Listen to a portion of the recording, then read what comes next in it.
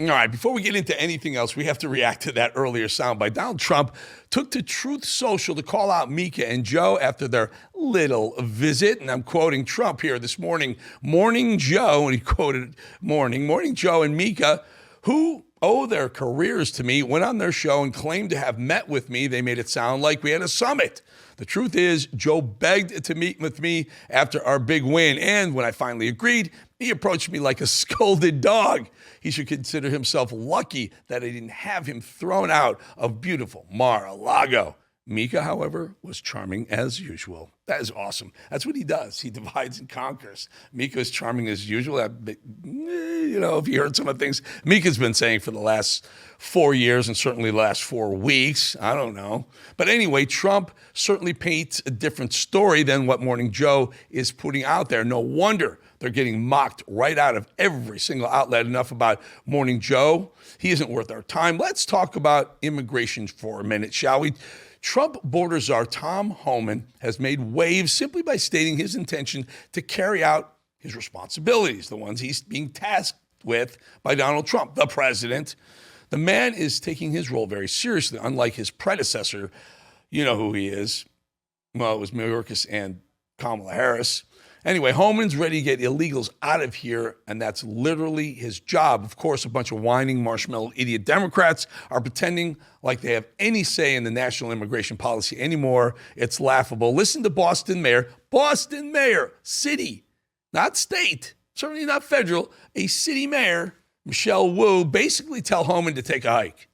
Yeah, look, elections have consequences, and the federal government is responsible for a certain set of actions, and cities, no individual city can reverse or override some parts of that. But what we can do is make sure that we are doing our part to protect our residents in every possible way, that we are not cooperating with those efforts that actually threaten the safety of everyone by causing widespread fear and having large-scale economic impact. And that was Michelle Wu. Remember, she had a Christmas party for non-white people last year? That same Michelle Wu. Absolutely lost in the woods. Michelle, figure it out, baby. Come on. Be real here. Tom Homan, of course, well, he had a great response to that one. And he said, well, Michelle Wu, not very smart, I'll give her that, because President Trump's going to prioritize public safety threats. What mayor or governor doesn't want public safety threats out of their communities? That's our number one responsibility, to protect their communities. And that's exactly what we, the federal government, Donald Trump and Tom Homan, are going to do. So she helps us. She gets the hell out of the way because we're going to do it with or without her. Bingo! Get with it or get out, Michelle Wu and the rest of you liberal Democrat mayors. It's remarkable that a city mayor thinks she has the authority to impact federal immigration reform. Get out of the way, lady. The whining liberals are still having meltdowns, some of them on national television. Since we're talking about the border, check out this clip of a Democratic strategist who I know very well. Well, she goes nuts about the thought of saying goodbye to her illegal friends. Promise you with every fiber of my being, because I'll probably be one of those people, that if anybody comes for these people and tries to drag them out by force, there will be protests of people like me, American citizens, who are going to stand there and do everything possible to prevent these women and children, which is all who these people are. How about the criminals? How about the terrorists? How about the convicted? How do you sort through How do you know who it is? How do you sort through That's the problem. I don't know who it is. Stop. I'm sorry. I live next to these people. I can tell you they are women and they are children. Are there terrorists among them? I don't know. Stop. Did you hear her cry out like a child when her narrative, by the way, she's a friend of mine, when her narrative was challenged? Also, how could somebody with a straight face say that they're willing to defend a group of illegals that may or may not contain terrorists? She literally admitted that she would defend this group and there might be terrorists in there. Well, her clip got better, so here's the final few seconds of it before we move on. Okay, but what I'm telling you right now, practically speaking, is that there will be people, American citizens, who will prevent these little kids from being dragged out of these shelters. There are. And what's going to happen to these people? What is going to happen to the military when the military opens fire on us? No one's. Can you say? Hang on one sec, Chuck. We're way down a rabbit hole.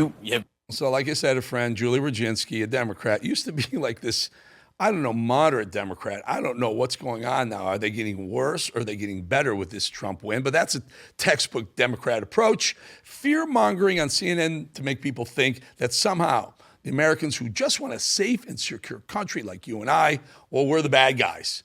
You want to stand outside and protest with the aliens? Fine.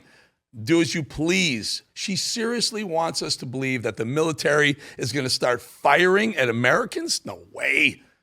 Julie, come on. You've completely missed one of the easiest points here.